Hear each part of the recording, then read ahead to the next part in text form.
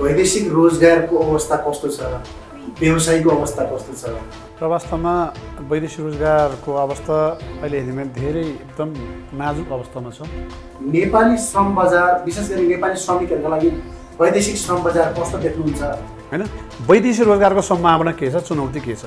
सरकारले प्रश्न भन्नु पर्यो, वैदेशिक रोजगार अब 10 वर्ष है, 15 वर्ष है, 20 वर्ष है, युवा युवतीहरू वैदेशिक रोजगारमै निर्भर हुनुपर्ने देखिन्छ। 100%। 20 देखि 25 लाख मान्छे त मलाई लाग्छ आजको दिनमा वैदेशिक रोजगारमा जानलाई मान्छे पासपोर्ट बनाएर तयारी अवस्थामा छ। तपाईँले सरकारप्रति त पोइन्ट उठाउनु भयो, तपाईँहरूको पनि जिम्मेवारी हुन्छ होला नि। यत्रो कोभिडको बेलामा वैदेशिक रोजगारमा रहेका श्रमिकहरूले मोबाइलबाट हाम्रो उद्धार गरिदियो भन्ने मिडियाकर्मी लगायत सरकारलाई आग्रह गरिरहँदाखेरि तपाईँहरू त मुख दर्शक मात्र बनेर बसेको देखियो। तपाईँले काम चाहिँ के गर्नुभयो यसमा?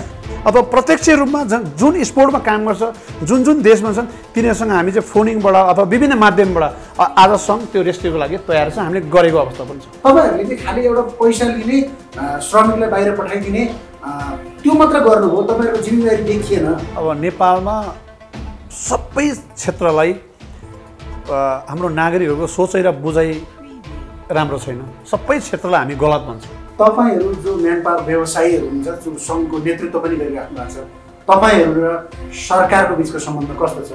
खुलस्त भनिदिनुहोस् त। हाम्रो सबैको सरकार पक्ष र व्यवसायको पनि एउटै थिम चाहिँ के हो भने कामदार सुरक्षित होस्। आरोपै यही छ कि तपाईँहरूले यहाँ जे कन्ट्र्याक्ट पेपरमा साइन गराउनुहुन्छ त्यो त्यहाँ नपाएपछि श्रमिक पत्र परिराखेका छन्। तपाईँहरूले नि कमजोरी गरिराख्नु भएको छ। आजभन्दा 15-20 वर्ष अगाडि चाहिँ एउटा एग्रिमेन्टमा अर्को एग्रिमेन्ट लायो भन्ने खालको एउटा आरोप थियो। अहिले हुँदैन। सरकारसँग सेटिङ, कर्मचारीसँग सेटिङ, एयरपोर्टमा सेटिङ, यो सेटिङ भन्ने शब्द तपाईँहरूलाई राम्रैसँग लागिरहेको छ। सेटिङ भन्ने शब्दै पहिलो कुरो त गलत हो। सेटिङ कस्तोलाई भन्छ? अब तपाईँले अस्ति दैनिक 500 जना चाहिँ भिजिटमा मान्छे उडायो, त्यो त व्यवसायले त गरेन। कोही कसैको संलग्नमा गरेर त्यसलाई सेटिङ त्यसले गर्यो होला। तर आजको दिनमा सेटिङ भने कहीँ पटकै पनि छैन। अर्थको मेरुदण्ड वैदेशिक रोजगार, 56 धुरीले प्रत्यक्ष आफ्नो लाभान्वित भएर आफ्नो घर परिवार पालेको अवस्था। आज तपाईँको राष्ट्र ब्याङ्कको जिडिपीको तथ्याङ्क हेर्नुहोस् त, सबभन्दा ठुलो मेरुदण्ड नै वैदेशिक रोजगार भनिएको छ।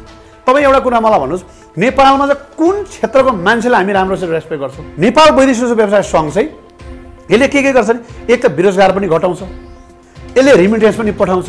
अर्को एउटा मान्छे 3Dमा गयो, जो मान्छे केही जान्दैन, अनस्किल मान्छेको त्यो स्किल भएर पनि आएको छ। वैदेशिक रोजगार विभाग अगाडि तपाईँ चिच्याइ भनिराख्नु भएको थियो कि अवैध छापामार सरकारी निकायबाट बन्द गर्यो। तपाईँलाई के डर छ सर? सरकारी निकायले छापा मार्दाखेरि तपाईँहरू त्यस्तो के काम गर्नुहुन्छ र छापा मार्न अथवा तपाईँका खोज अनुसन्धान गर्नै नहुने? जो एउटा सच्चा नेपाली नागरिक त संविधानले प्रश्न दिएको छ, उसले व्यवसाय गरी खानु पाउने, 2 करोड धौडी राखेको छ, लाइसेन्स रिन्यू गरेको छ, सरकार राज्यलाई ट्याक्स तिरेको छ, कर्मचारी पालेको छ, सबै सिस्टममा छ भने त्यसले चाहिँ गएर हेरेसमेन्ट किन गर्ने?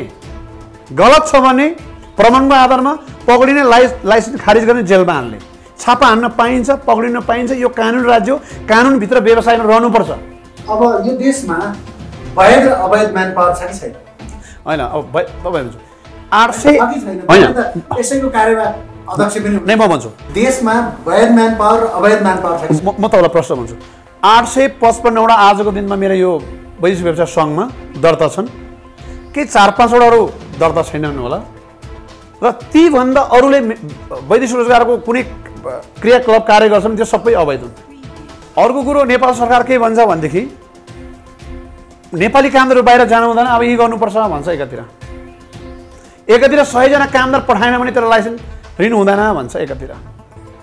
मलाई तपाईँ एउटा भनिदिनुहोस्, कुन दुनियाँमा छ जसले 2 करोड धौडी राखेर लाइसेन्स रिन्यू गरेर सरकारलाई ट्याक्स तिरेर 100 जना पठाउनु पर्छ भनेको?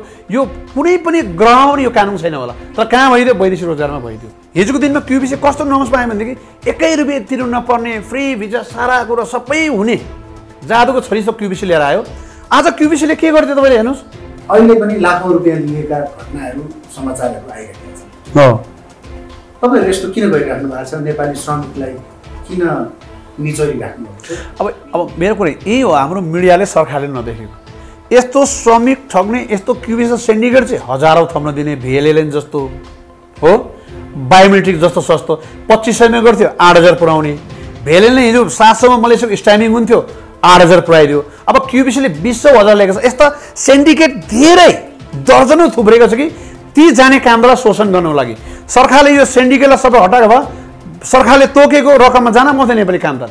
र अहिले हाम्रो पनि लडाइँ समय सापेक्षिक यो त प्राइभेट सेक्टरको व्यवसाय हो नि सर। सरकारले कोरियामा मान्छे पढाउँदाखेरि $1500 लिन्छ सरकारको भत्ता तलब सरकारको कर्मचारीमा। यहाँ प्राइभेट सेक्टरलाई जिरोमा पठायो भन्छ। अब भन्छु म आउँदैछु, कामदार पठाए बापत कमिसन पनि आउँदैन। म भन्छु अब तपाईँ अबको वैदेशिक रोजगार सङ्घको अध्यक्ष तपाईँ हो।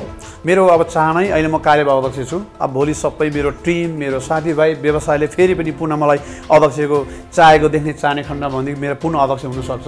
म 5 कार्यकाल हुँदा आज म कार्यवाहक अध्यक्ष भएको छु। एक दिन पनि मेरो रेकर्ड हेर्नुहोस् एउटा उजुरी छैन विभागमा। कामदारले पनि ठगेको छ। कुनै पनि ठाउँमा गएर कमल दान यसो गऱ्यो भने कोही हामीलाई ठडाउन सक्दिनँ। म सक्न पनि दिन्न। आदरणीय दर्शक महानुभावहरू, पछिल्लो समय झन्डै 2 वर्षदेखि जो लकडाउनका कारणले गर्दाखेरि म्यान पावर व्यवसाय ठप्प रहेको छ। यति बेला पनि वैदेशिक रोजगारमा लाखौँ युवाहरू रहिरहेका छन्। युवाहरू अहिले पनि विशेष गरी आफ्नो देश फर्किन चाहन्छन्। सूचनाहरू आइरहेको छ कि हामी देश फर्किन चाहन्छौँ, तर वैदेशिक रोजगार विभाग, नेपाल सरकार र विशेष गरी जो पैसा तिरेर गएको संस्था छ म्यान पावर व्यवसाय म्यान पावर, उसले रेस्पोन्स गरिरहेका छैन, उसले चासो देखाइरहेको छैन। यसैको सेरोफेरोमा रहेर आज हामीले वैदेशिक रोजगार सङ्घ नेपालका कार्यवाहक अध्यक्ष कमल तामाङसँग एउटा विशेष अन्तर्वार्ता गरेका छौँ। वैदेशिक रोजगारमा गएका युवाहरूका विभिन्न खाले समस्याहरू, भिडियो सामग्री, समाचार र गुनासाहरू आइराख्दाखेरि पनि म्यान पावर व्यवसायी सङ्घ किन मुख दर्शक बनेर बसिरहेको छ भने हामीले कार्यवाहक अध्यक्ष कमल तामाङलाई प्रश्न गरेका छौँ। आउनुहोस् एकैछिन उहाँसँग गरिएको यो अन्तर्वार्ता हेरौँ। सर, अहिले पछिल्लो समय वैदेशिक रोजगारको अवस्था कस्तो छ, व्यवसायको अवस्था कस्तो छ? हुन त अब कोभिडको महामारीले गर्दाखेरि विश्व अर्थतन्त्र नै डामाडोल भइरहेको अवस्थामा तपाईँ कार्यवाहक अध्यक्ष हुनुहुन्छ, तपाईँको नजरले कसरी हेरिराखेको छ, त्यहीँबाट सुरु गर्नु सर।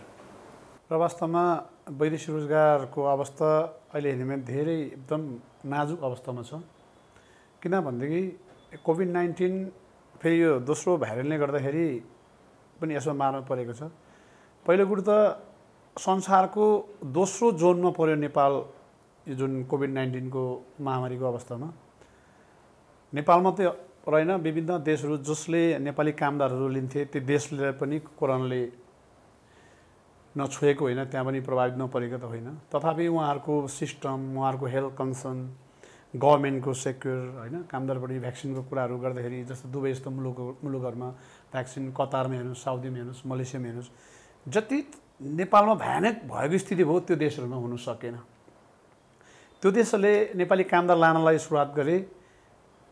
त्यसपछि सुरुवात हुँदै गर्दाखेरि नेपालमा फेरि अर्को खालको ठुलो महामारी फैल्यो। नेपालीहरू जानेबाट वञ्चित गराए। वञ्चित गराइसकेपछि कामदारहरू जानु सकेन। कतिले भिसा आएको थियो होला, कतिले अन्तिम श्रम स्वीकृति गरेका थियो होला, कति आएर होटेलमा जो जहाँ खर्च गर्नुपर्ने कुराहरू खर्चित गरिसकेको थियो होला। त कामदार एक त पीडित त छँदैछ। अर्को कुरो, व्यवसाय साथीहरू 2 करोड धरौडी राखेको भर्खर यहाँलाई थाहा छ। यही भदौ 18 गते अब 2 वर्ष हुन्छ, हाम्रो 2 वर्ष हुन्छ, यो आउने भदौमा 3 वर्ष हुन्छ। 3 करोड धरौडी राखेपछि व्यवसायमाथि यति ठुलो वज्रपात पस्यो। मलेसिया एकातिर बन्द भयो, तपाईँलाई थाहा छ। हुँदाहुँदै अहिले 16-17 महिना यो कोभिड-19 को जुन क्राइसिस आयो, यसले गर्दा व्यवसाय आफ्नो व्यापार खोल्नु पाएन, अफिस खोल्नु सकेको छैन, हिँडडुल गर्नु सकेको छैन। त्यो एउटा त पाटो छँदैछ। दोस्रो कुरो, आफ्नो घरको रेन्टको कुराहरू, स्टाफको तलबको कुरो, आफ्नो दैनिक आफ्नो जीवनशैली चल्नेको कुराहरू, व्यवसायको कुराहरू रह्यो, बच्चा बच्ची पढ्ने, यी सबै सारा कुरो व्यवसाय आज यस्तो अवस्थामा छ कि व्यवसायहरू सुसाइड गर्ने अवस्थामा छ। र यत्रो ठुलो क्षेत्र जसले राज्यलाई 29% GDP मा कन्ट्रिब्युट गर्ने क्षेत्रलाई यो बजेट भाषण आयो, यसले पनि सम्बोधन गरेन। यससँग जानकार राख्ने, योसँग जो नजिकको क्षेत्र छ, मन्त्रालय, विभाग, बोर्ड, परराष्ट्र मन्त्रालय, एमबिसी, यी सबैले पनि यसलाई कसैले पनि यसको विषयमा आवाज उठाएको देखिन। एउटा कुरो थियो। दोस्रो कुरो, जसले नेपालबाट माइग्रेसन वर्कर्सबाट आवाज उठाउने, आइएलओ, आइएम, सामी यस्ता जुन विभिन्न खालको इन्टरनेसनल संस्थाले पनि यो कोरोनाको कारणले गर्दाखेरि दुबई पुगेका, कतार पुगेका, मलेसिया पुगेका, जापान पुगेका, युरोपको विभिन्न देशमा पुगेका कामदारको अवस्था कस्तो छ, कसरी रेस्क्यु भइरहेछ, यो कुरो ती सङ्घ संस्थाले पनि उठान गरेको अवस्था छैन। तर सिङ्गो नेपाल वैदेशिक व्यवसाय सङ्घ कोभिडलाई पनि परवाह नगरिकन मेरो कार्य समिति डे 1 देखि यसको रेस्क्युको लागि हामी लागि परेका छौँ। तथापि अहिले अलिकति लकडाउनको सेमी किसिमको लकडाउन अलि अब हुन्छ कि भन्ने एउटा आशा पलाएको थियो व्यवसायमाथि। त्यसमा पनि अब रिसिभिङ देशहरूले के गर्यो त भनेदेखि भ्याक्सिन नलाइकन कामदार नलिने भन्ने खालको हिजो दुबईले गल्फ न्युजमा एनाउन्सै गर्यो, यहाँलाई थाहा पाउनु होला। कतारले गर्यो, भोलि ऱ्यान्डमली कतारले गर्ला, कुवेतले गर्ला, दुबईले गर्ला। दुबईले त गरि नै सक्यो, तपाईँको कुवेतले गरिसक्यो, अब साउदीले गर्ला, मलेसियाले गर्ला। अब त्यो जाने कामदारहरूलाई सहज ढङ्गले भ्याक्सिन दिएर पठाउने नेपाल सरकारको त्यो जुन तागत, जुन लागत पनि म देख्दिनँ।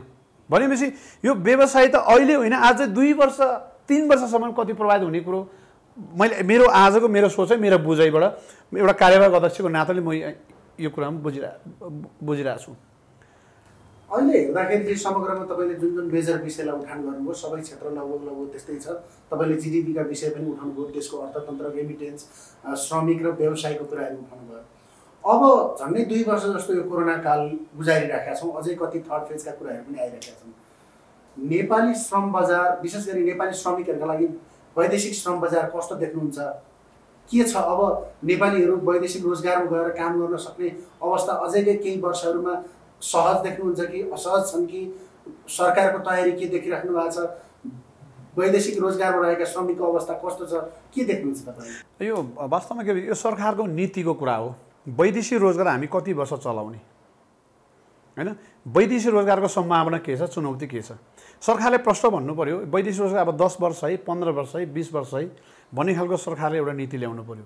अब त्यो नीति पनि म देख्दिनँ। अर्को कुरो जुन बेरोजगार युवा युवतीहरूलाई रोजगार दिने अवस्था पनि यहाँ देख्दिनँ। किन देख्दिनँ भनेदेखि कोभिडको कारणले गर्दाखेरि लाखौँ उद्योग धन्दा, होटेल, कल कारखाना सबै बन्द भएको अवस्था छ, तपाईँले देखिरहनु भएको छ। त्यो बन्द भएको जुन विभिन्न कल कारखाना, होटेलबाट चाहिँ लाखौँको रूपमा सबै मान्छे बेरोजगार भएर रोडमा आइपुगेको अवस्था छ। एउटा पाटो हो। अर्को कुरो दैनिक हाम्रो वार्षिक रूपमा 4-5 लाख जाने मान्छे त एउटा त्यो मान्छे त छँदैछ। अर्को कुरो कोभिडको कारणले गर्दा विभिन्न मुलुकबाट फर्केर आएको अवस्था पनि छ। यहाँ तपाईँको बाढी पहिरो विविध कारणले गर्दा कहीँ पनि रोजगार सिर्जना हुने स्थिति नै छैन। जतिसुकै सरकारले बोले पनि, जतिसुकै सरकारले भने तापनि त्यो सत देख्दिनँ। अझको केही दशक चाहिँ अझै पनि हाम्रो देश नेपालका युवा युवतीहरू वैदेशिक रोजगारमै निर्भर हुनुपर्ने देखिन्छ। 100%। 20 देखि 25 लाख मान्छे त मलाई लाग्छ आजको दिनमा वैदेशिक रोजगारमा जानलाई मान्छे पासपोर्ट बनाएर तयारी अवस्थामा छ। कहीँ रोजगार देख्दिनँ। आज हेर्नुहोस्, बाढी पहिरो खोला बाढीले सारा कुरो एउटा कोभिडले गर्दा सबै उद्योग धन्दा कलखाना सबै बन्द भएको अवस्था छ। भनेपछि त्यहाँबाट आएको बेरोजगार पनि वैदेशिक रोजगारमा ताग्ने भयो। जो मान्छे रेगुलर जान्थे ती पनि भयो। अर्को कोभिडको कारणले फर्केको मान्छे गर्दा 20-25 लाख मान्छे आजको दिनमा स्ट्यान्ड बाई छ। र हाम्रो अवसर के छ भने आजको दिनमा 50,000 भन्दा बढ्ता डिमान्ड चाहिँ पाइपलाइनमा छ नेपाली लानका लागि। दुबईमा त्यत्तिकै छ, साउदीमा त्यत्तिकै छ, कतारमा त्यत्तिकै छ, युरोपमा पनि त्यत्तिकै छ। नेपालीहरूलाई लानलाई उहाँ मागपत्रको कम छैन।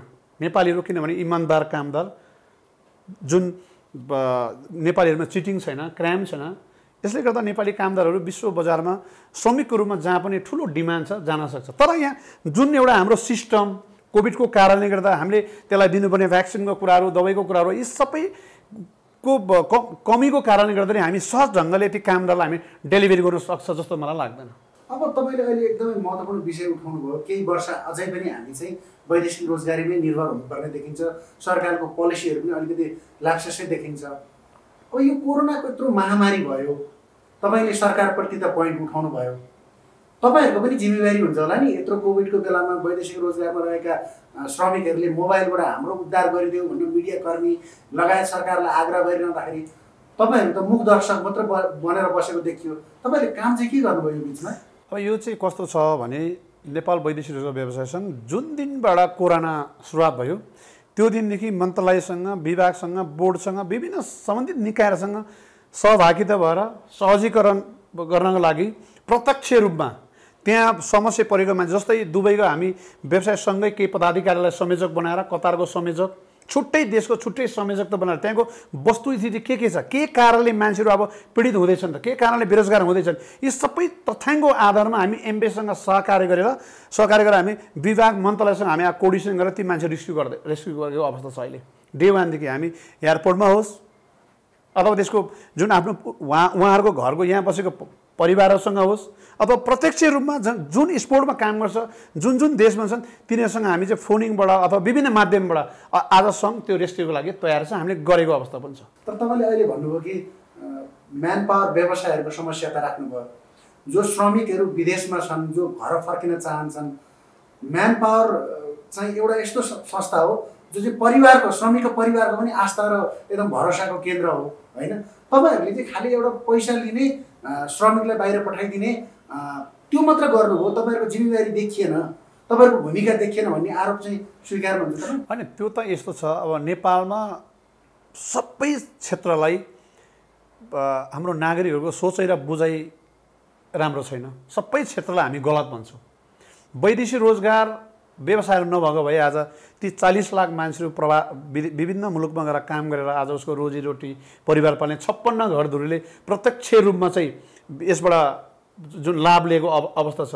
र म तपाईँ आउँदै थिएँ तपाईँको पोइन्टमा, अहिले वैदेशिक रोजगार व्यवसायहरूले कामदारको पक्षमा के छ, त्यो कामदारको समस्या प्रत्यक्ष भनेको व्यवसायसँग हो।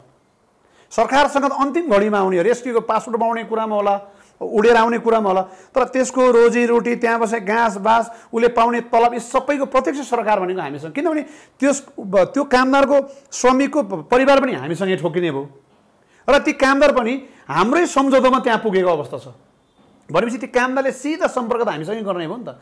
आजको दिनमा तपाईँको ठिक छ भन्नुभयो, केही कामदारहरू छुट्टीमा आउन, कोही भिसा क्यान्सल गरेर नेपाल आउनलाई जुन देशबाट आउनलाई तयारी अवस्थामा उहाँहरू हुनुहुन्थ्यो, तर ब्याड लक के भइदियो भने त्यो देशले नै फ्लाइट बन्द गरिदियो। एक त नेपालबाट फ्लाइट गएर त्यो मान्छेलाई रेस्क्यु गर्ने अवस्था पनि छैन। दोस्रो कुरो, आज तपाईँले दुबईले 7 जुलाईबाट भन्थ्यो, अब 21 जुलाई पुऱ्याइसक्यो भनेपछि फ्लाइट खोलेको अवस्था छैन। अब दुबईमा रहेको मान्छेहरू आउनलाई भन्दा गाह्रो भयो नि। अब अहिले नेपाल एयरलाइन्स चलाएको छ, अब त्यसले कति रेस्क्यु गर्छ, जुन आउने मान्छे 10,000को सङ्ख्यामा होला, 5,000को सङ्ख्यामा होला, त्यसले सर्ट छैन। अब कोभिडको कारणले गर्दा हाम्रो मात्रै समस्या होइन, त्यो देशको पनि समस्याको कारणले गर्दा मान्छे आउन सकेको। एउटा कुरा भनिदिनुहोस् त सर, तपाईँहरू जो म्यान पावर व्यवसायीहरू हुन्छ, जो सङ्घको नेतृत्व पनि गरिराख्नु भएको छ, तपाईँहरू र सरकारको बिचको सम्बन्ध कस्तो छ खुलस्त भनिदिनुहोस् त। तपाईँको कुराले त के देखियो भने तपाईँहरू र सरकारको बिचमा केही न केही चिसो सम्बन्ध छ, त्यो पारस्परिक सम्बन्ध छैन, एक अर्कामा चाहिँ एउटा खालको चाहिँ अन्डरस्ट्यान्डिङ छैन जस्तो देखियो। त्यो तपाईँले एकदम महत्त्वपूर्ण जुन एउटा कुरा उठाउनु भयो, यो वैदेशिक रोजगार क्षेत्र कस्तो रहेछ भनेदेखि हुनु चाहिँ टोटली प्राइभेट सेक्टर, तर यसको कार्यशैली कार्यान्वयन यी सबै चाहिँ 99% सबै सरकारसँग डिपेन्ड हुनुपर्ने। एउटा मागपत्र हुन्छ, एमबीसी जानु पर्यो, एमबीसीमा भेरिफाई गर्नु पर्यो, एप्रुभ गर्नु पर्यो, त्यो एउटा सरकारको निकाय भयो। त्यसपछि आउँछ फेसमा त्यसलाई अपलोड गर्नु पर्यो भयो, विभागसँग ताजलसँग प्रत्यक्ष हुन्छ, त्यसपछि अन्तिम स्वीकृति लिनु पर्यो, इन्सुरेन्स गर्नु पर्यो। सबै चिज सबै जति पनि व्यवसायले गर्ने एक्टिभिटिजहरू छ सबै सरकारसँग डिपेन्ड देखियो, किनभने नेपाल सरकारको विभाग ताचल एमबिसी नभएसम्म व्यवसायहरू एकछिन पनि उम्किने अवस्था छैन। यो खालको हाम्रो एन्डमा व्यवस्था छ, 2064 वैदेशिक एन्डमा व्यवस्था छ।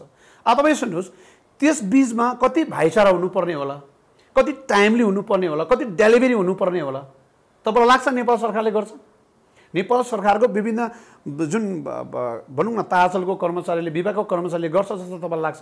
तर अहिले चाहिँ हाम्रो नाफेको सहभागितामा, नाफेको रिक्वेस्टमा, नाफेको केही अनुरोधमा, नाफेको कुनै डेलिकेटमा अहिले चाहिँ केही सहकार्य त हामीले अपनाएका छौँ, अगाडि बढाएका छौँ। व्यवसायहरूको मुद्दा के, कामदारको मुद्दा के छ, कामदारलाई कसरी रेस्क्यु गर्ने, हाम्रो सबैको सरकार पक्ष र व्यवसायको पनि एउटै थिम चाहिँ के हो भने कामदार सुरक्षित होस्, भनेको तलब पाओस्, भनेको ठाउँमा पुगोस्। त्यो त तपाईँहरूले गरिराख्नु भएको छैन। आरोपै यही छ कि तपाईँहरूले यहाँ जे कन्ट्र्याक्ट पेपरमा साइन गराउनुहुन्छ त्यो त्यहाँ नपाएपछि श्रमिक अलपत्र परिराखेका छन्, तपाईँहरूले नि कमजोरी गरिराख्नु भएको छ।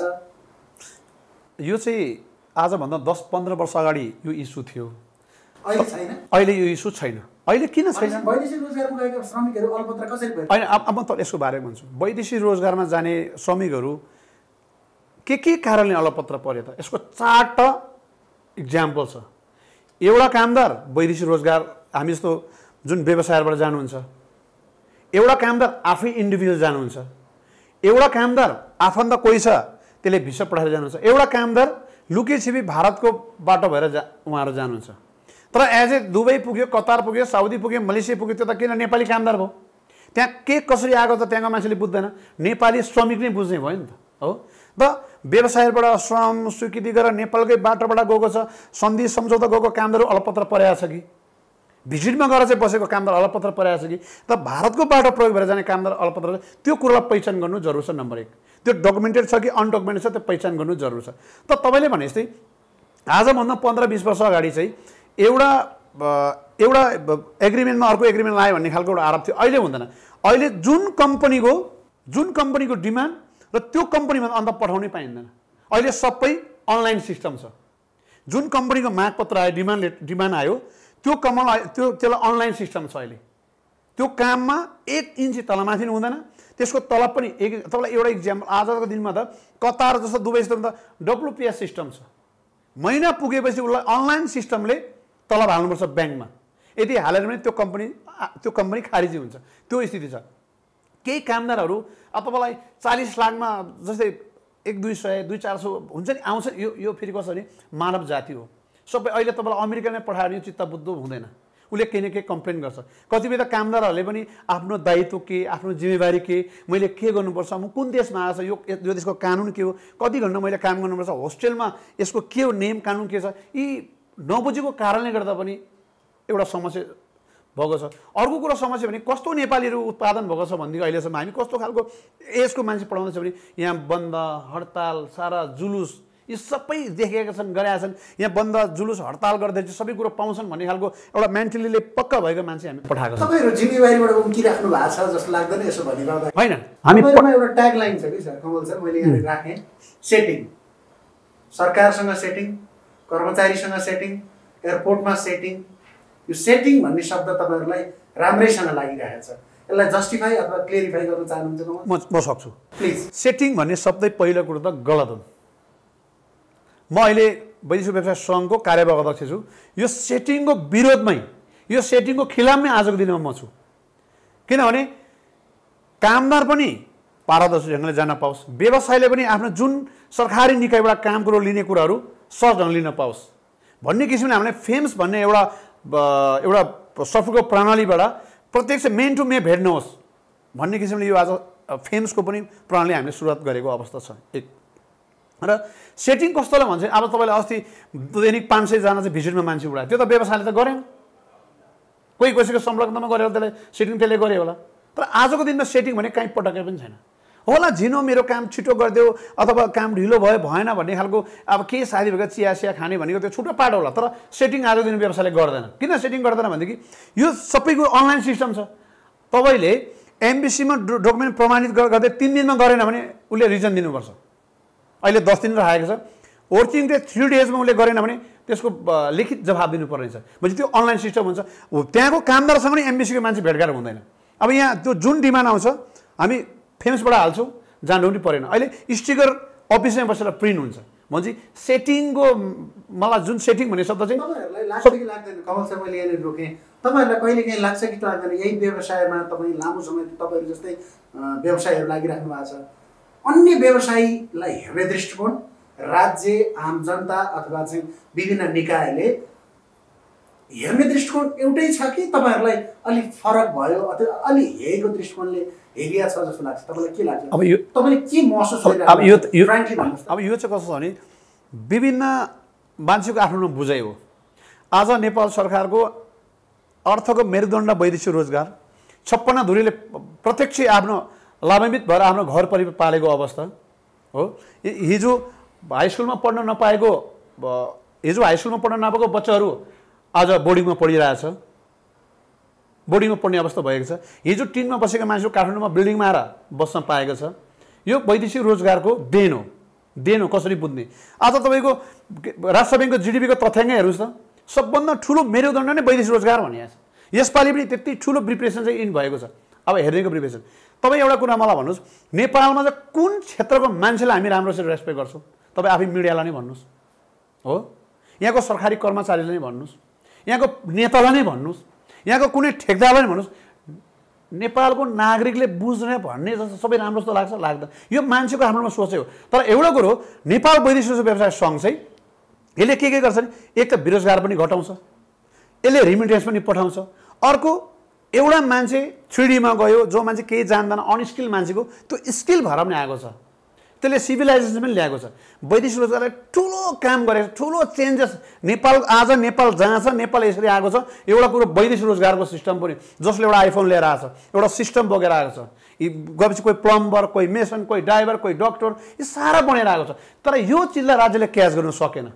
मैले प्रश्न किन गरेको भने नि तपाईँलाई, म रिपोर्टिङै क्रममा रहँदाखेरि वैदेशिक रोजगार विभाग अगाडि तपाईँ चिच्याइ भनिराख्नु भएको थियो कि अवैध छापामार सरकारी निकायबाट बन्द गर।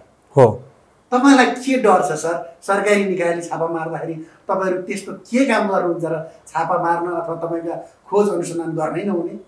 अब तपाईँलाई म भन्छु, यो छापा मार्ने होइन सर। मैले पूरक प्रश्न किन जोडेँ भने सेटिङ यो र त्योसँग के रिलेसन छ? अब तपाईँलाई म भन्छु छापा किन मार्ने भनेको। अब तपाईँसँग वैदेशिक यसले प्रश्न लेखेको छ, अनुसन्धान गर्ने, अनुगमन गर्ने हो। हाम्रो जुन अनुगमन गर्ने भन्ने नै वैदेशिक विभाग हो, अहिले उहाँले पाउनुभयो। तर के को आधारमा?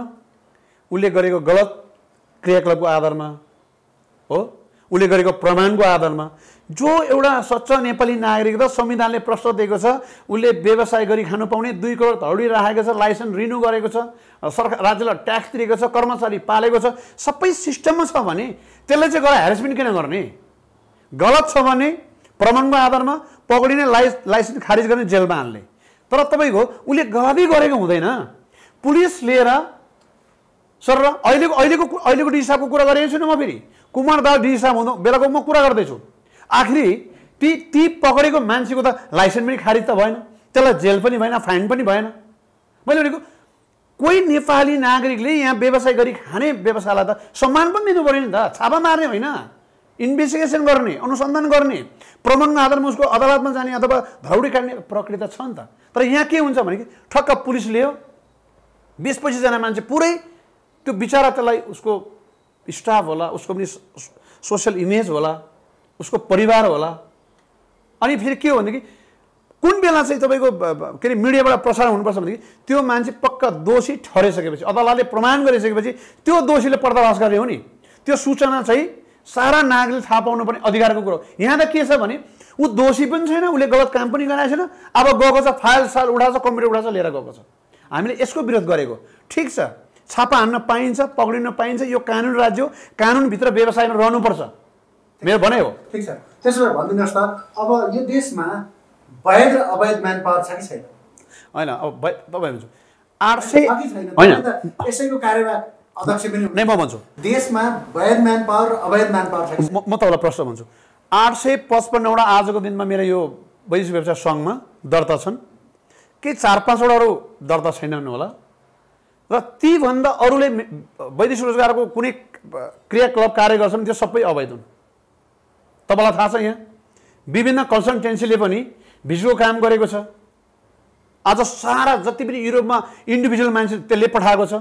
अब तपाईँले हेर्नुहोस् मिडियामा यति हजारको के अरे ओक पेमेन्ट सहित पोल्यान्डको भन्छ, त्यो कन्सल्टेन्सी एलाउड छैन नि। तर राज्य मुक्दर्श भएर बसिरहेको हुन्छ, उसले छापा हान्दैन।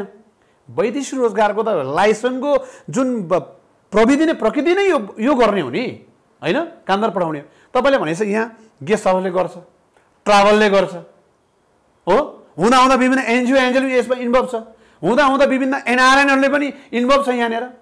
तपाईँले भनेको 100% छ। किन छ भनेदेखि हाम्रो जस्तो देश जहाँ खुल्ला सिमाना छ, जो मान्छे हरियो पासपोर्ट बोकेर बम्बई गए पनि, कलकत्ता गए पनि, दिल्ली गए पनि सहजै ढङ्गले मान्छे क्यानाडा पुग्न सक्छ, पोल्यान्ड पुग्न सक्छ, कतार पुग्न सक्छ, दुबई पुग्न सक्छ। त्यो कुरा हामी रोक्न सक्यौँ नि। हामीले यो कुरा आजभन्दा 10 वर्ष अगाडि परास्त थ्रो कुनै पनि नेपाली नागरिक इन्डियाबाट विभिन्न मुलुक उड्छ भने एउटा मापदण्ड राखौँ न त, श्रम स्वीकृति छ कि छैन, इन्सुरेन्स छ कि छैन, अनि मैले त्यसलाई एलाउ गरौँ त फ्लाइट गर्दाखेरि यो हामीले यो मेकानिजम हामीले ल्याउन सकेन। यत्रो भद्रा गोल छ, यत्रो तपाईँको 1700 माइल चाहिँ ओपन बोर्डर छ। आज पनि तपाईँले म इन्टरभ्यू लिँदैछु, मान्छे कलकत्ताबाट उडिरहेको होला, सेटिङमा त गइरहेको होला नि त हो। तर त्यसमा त्यो खेलमा व्यवसायहरू छैन। र कोही व्यवसाय छ भने हामी वैदेशिक व्यवसाय सङ्घको आचार समितिको अवसरको कारवाही गर्छौँ र उसको धरौडी र लाइसेन्स जफत गर्नलाई हामी फेरि विभाग हामी सिफारिस पनि गर्छौँ। वैदेशिक रोजगार विभागले केही दिन अगाडि एउटा तथ्याङ्क सार्वजनिक गर्यो कि अब देशमा 85% म्यान पावर चाहिँ अवैध हुँदैछन्। 76, 77, 77, 78मा 200 भन्दा बढी वैदेशिक रोजगारमा श्रमिक पठाएकालाई मात्रै मान्यता दिने भन्ने रेकर्ड अथवा सूचना आएको तपाईँले पनि थाहा पाउनुभयो। 15% मात्र अब वैध हुने तथ्याङ्क आइरहेको छ। वैदेशिक रोजगार सङ्घ के भन्छ यसमा? ओके, यसमा म भन्छु वैदेशिक ऐनमा के जोडेर आयो भनेदेखि प्रत्येक आर्थिक वर्ष व्यवसायले 100 जना कामदार पठाउनुपर्छ भनेर एउटा ऐन बन्यो। अनि मात्रै त्यो व्यवसायको लाइसेन्स रिन्यू हुने भन्ने एउटा मापदण्ड रह्यो। ओके, अहिले तपाईँले कहीँ बाहिर सुन्नुभएको होला यो कुरा। ओके, विज्ञप्ति जारी गर्यो। म भन्छु यही कुरामा म ल्याउँदैछु। अर्को कुरो नेपाल सरकार के भन्छ भनेदेखि नेपाली कामदारहरू बाहिर जानु हुँदैन, अब यही गर्नुपर्छ भन्छ। एकातिर 100 जना कामदार पठाएन भने तर लाइसेन्स रिन्यू हुँदैन भन्छ एकातिर। मलाई तपाईँ एउटा भनिदिनुहोस्, कुन दुनियाँमा छ जसले 2 करोड धरौडी राखेर लाइसेन्स रिन्यू गरेर सरकारलाई ट्याक्स तिरेर 100 जना पठाउनुपर्छ भनेको यो कुनै पनि ग्रहमा पनि यो कानुन छैन होला। तर कहाँ भइदियो? वैदेशिक रोजगारमा भइदियो। तपाईँलाई सुन्नुहोस्, तपाईँलाई यो जुन एउटा टेलिभिजनलाई महिनामा 100 जनासँग चाहिँ अन्तर्वार्ताले भने कुनै सिन्डिकेट छ? छैन नि। तर यसमा पनि व्यवसायले के माने भने यो लजिकलाई नै माने। ओके, ठिक छ, 100 जना पठाउनुपर्छ। 100 जना पठाउनु सकेन भने व्यवसायले कसरी आफ्नो जुन रोजी चल्छ भन्ने कुरामा मैले तपाईँलाई कुरा राखेँ। र दोस्रो पाटो 2 वर्षदेखि आज कोभिडले गर्दाखेरि मान्छे एकैजना जानु पाएको छैन। सरकारले स्टुडियो कार्यालयले बन्दाबन्दीको घोषणा गरेको छ। आज पनि तपाईँलाई म जोर बिजोर छ, तपाईँ हामी सहज ढङ्गले हिँड्नु सक्दैन। कोही मान्छे बिरामी भयो, उसले 1 वर्ष काम गर्नु पाएन, सकेन कोभिडले गर्दाखेरि। त्यसै लास्ट इयर पनि बाबाको फुड्काउ भएर कामदारको रिन्यू भएको थियो। तर अहिले पनि हिजोको क्याबिनेटले यो कुराको डिसिजन गरिसकेको छ। आज एउटा विभागमा यो 100 नपुगको बाबाको फुड्काउ कोभिडको रिजन देखाएर व्यवसायको लाइसेन्स रिन्यूको सुरुवात भइसकेको छ। यो तपाईँलाई योभन्दा गएको हप्ताको विज्ञप्ति त्यो थियो। तर हिजो बसेको मन्त्री परिषदको क्याबिनेटले, किनभने कोभिडको कारणले व्यवसायले कामै गर्नु पाएको छैन त, मान्छे जानै पाएको छैन त कसरी सय पुऱ्याउँछ त? यतापट्टि ऐन बाध्यकारी छ, यतापट्टि कोभिडले गर्दा मान्छे 18 2 वर्ष अब अझै कति महिना जाने हो, कोभिडले गर्दा पढाएको छैन। हामीले यो बाधा अड्काउ फुड्काउमा नै यो त ऐनबाट नै हटाउनुपर्छ भन्ने कुरो हो। तपाईँ कुनै पनि व्यवसायले सहज ढङ्गले उसको धरौडी राखेको छ, रिन्यू गरेको छ, ट्याक्स तिरेको छ भनेदेखि उसले 100 जनाको मापदण्ड किन राख्ने? उसले एकैजना नपठाएर पनि राज्यलाई ट्याक्स तिरेर बस्न पाओस् न। कोही मान्छेले मेन पावरको लाइसेन्स लिएर बस्नु त सो होला नि त। मलाई 6000 पठाउनु मन होला, तपाईँलाई 50 जना होला, उहाँलाई 20 जना होला, त 100 जना किन बाध्यकारी बनाउने? मलाई 100 नै पठाउनु। तपाईँहरूले पनि सहमति जनाउनु भएको थियो? सहमतिमै, त्यो कार्यक्रममा हामी थिएनौँ। यो कार्यक्रममा हामीले 19 दिनसम्म आन्दोलन पनि गर्यो। आजको दिनसम्म पनि हाम्रो लडाइँ नै यहाँ छ। व्यवसायले सहज ढङ्गले ट्याक्स तिरेछ, 2 करोड धरौडी राखेको छ, सबै लाइसेन्स रिन्यू गर्छ भनेदेखि कानुनभित्र छ भने उसलाई यो बाध्यकारी ऐन किन राख्ने? पढाउँछ 5000, पढाउँदैन, राजाले ट्याक्स तिर्छ भने ओके। यो दुनियाँमा कहीँ पनि छैन। एउटा इक्जाम्पल, चाबेल चोकमा एउटा मोमो पसलले दिनमा 500 प्लेट बेच्नुपर्छ भने सिन्डिकेट हुन्छ? उसको क्यापेसिटीले कति गर्छ? गर्नु दिने हो नि त। उसको प्यान लिएर उसले राज्यलाई ट्याक्स तिरेको छ भने उसको कुरा हो नि। त्यसैले हामी आज यो बाधा अड्काउ फुकाउ मात्रै होइन, हामीले भनेको यो ऐनबाट यसलाई हटाउनुपर्छ। यो हट्छ अब? यो ऐनबाट हटाउनुपर्छ, हट्नुपर्छ। तपाईँको 2076 चैतको 19 गते क्याबिनेटले वैदेशिक 2064लाई परिमार्जन गर्ने संशोधन गर्ने भन्ने खालको उहाँले पास गर्नुभएको छ। अहिलेसम्म यो प्रारम्भ भएको छैन। जुन बेला यो वैदेशिक ऐन 2064 को ऐनको परिमार्जन र संशोधन हुन्छ त्यो बेला हामीले यो क्लुलाई राख्ने हो। तर अहिले चाहिँ बाधा अड्काउ फुड्काउ रिजन कोभिड-19 ले गर्दाखेरि अहिले व्यवसायको आजको मितिबाट मलाई लाग्छ हिजो क्याबिनेटले 3 दिनपछि मुख्य सचिवबाट यो चिठी हामीले पाउलान्। अब कोभिडले गर्दा मान्छे पठाउन सकेन सर, घरैबाट निस्किनु पाएको छ, मान्छे कसरी पठाउँछ त? सकिँदैन नि। त्यसैले यो अहिले चाहिँ बाधा अड्काउ फुकाउमा आजको दिनबाट विभागमा जो एप्लिकेसनहरू जे डकुमेन्टहरू लिन थाल्नु भएको छ निर्देशक मानेज्यू। हामी अन्त्यमा छौँ। केही दिन अगाडि वैदेशिक रोजगार सङ्घले पनि एउटा क्युभिसीको विषयमा एउटा विज्ञप्ति पनि निकालेको थियो। त्यसको विषयमा अलिकति प्रश्न पार्दिनु। यो क्युबिसी भन्ने चिजै अचम्मको छ। तपाईँ हेर्नुहोस्, यो तपाईँले पनि बुझाएको छैन, यो हाम्रो देशको राज्यले पनि बुझाएको छैन, यो विभिन्न मलाई लाग्छ विभागले पनि श्रम मन्त्रालयले पनि यसलाई हेर्ने पाटोले क्युबिसी भन्ने चाहिँ बुझेकै छैन। क्युबिसीसँग आज हाम्रो लडाइँ हो। ठिक छ, हिजोको दिनमा क्युबिसी कस्तो नमस पायो भनेदेखि 1 रुपियाँ तिर्नु नपर्ने, फ्री भिजा, सारा कुरो सबै हुने जादुको छोरी सब क्युबिसी लिएर आयो। आज क्युबिसीले के गर्थ्यो तपाईँले हेर्नुहोस्, टाइममा उसको जुन सफ्टवेयर नखोल्ने, एपोइन्टमेन्ट लिन नमिल्ने, आज 20,000 मान्छे भिसा एक्सपायर हुन लागेको छ, क्युबिसीले डेट दिएको छैन। यहाँ गएर बुद्ध के रहेछ त भनेदेखि क्युबिसीले हप्तामा जम्मा 5 दिन काम गर्ने, बिहान 8देखि 8:30देखि 4 साढे 4सम्म खोल्ने, त्यसपछि 1-2 घन्टा अनलाइन गर्ने, त्यसपछि ऊ थुनेर बस्ने। हाम्रो एभ्री इयर कतार जानेको सङ्ख्या कति भन्दा 1.5 लाख, 1.5 लाख छ हाम्रो सङ्ख्या। क्युबिसीले खोलेको दिनमा जम्मा 400 जनामा काम गर्ने रे। उसले कति भने 30 दिनमा जम्मा 20 दिन काम गर्ने रहेछ। 20 × 12 240 दिन हुँदो रहेछ, 240 दिन। र 40 दिन कहिले उहाँहरूको चाहिँ अब हाम्रो सरकारी बिदा होला, उहाँको चाहिँ मुस्लिमहरूको चाड होला काट्दै जम्मा 200 दिन काम गर्ने रहेछ। 200 दिनमा 400 को दलले 80,000 भन्दा हामी काम गर्न सक्छौँ। तर हाम्रो यता भोलम कति छ, 1.5 लाख हो। के क्युबिसी 3-4वटा क्युबिसी हुनु पर्यो? के क्युबिसीलाई हटाएर हिजोको दिनमा कतारमा जसरी भिसा पाइसकेपछि श्रम स्वीकृति सारा मापदण्ड पुऱ्याएर नेपाली काममा जान्थे नि, त्यो हिस्सामा जानु पर्यो। आज क्युबिसीमा यति भद्रगोल छ, 20,000सम्म सेटिङमा, 10,000सम्म सेटिङमा काम गर्ने दलालहरू तल छ। त्यसैले भोलि यसको बारेमा कार्यसमिति मिटिङ बसेर आन्दोलन गर्ने हो कि पत्रकार सम्मेलन गर्ने हो कि? अहिले पनि लाखौँ रुपियाँ लिएका घटनाहरू समाचारहरू आइरहेका छन्। तपाईँहरू यस्तो किन गरिराख्नु भएको छ? नेपाली श्रमिकलाई किन निचोरिराख्नु भएको छ? अब मेरो कुरा यही हो, हाम्रो मिडियाले सरकारले नदेखेको यस्तो श्रमिक ठग्ने, यस्तो क्युबिसी सिन्डिकेट चाहिँ हजारौँ थप्न दिने, VLLN जस्तो हो, बायोमेट्रिक जस्तो सस्तो 2500 मा गर्थ्यो, 8,000 पुऱ्याउने। VLLN हिजो 700 मा मलेसियाको स्ट्याम्पिङ हुन्थ्यो, 8,000 पुऱ्याइदियो। अब क्युबिसीले 20,000 ल्याएको छ। यस्ता सिन्डिकेट धेरै दर्जनौँ थुप्रेको छ कि ती जाने कामलाई शोषण गर्नको लागि सरकारले यो सिन्डिकेटलाई सबै हटाएको भए सरकारले तोकेको रकममा जान पाउँथ्यो नेपाली कामदार। र अहिले हाम्रो पनि लडाइँ समय सापेक्षिक, यो त प्राइभेट सेक्टरको व्यवसाय हुने सर। सरकारले कोरियामा मान्छे पढाउँदाखेरि $1,500 लिन्छ, सरकारको भत्ता तलब सरकारको कर्मचारीमा।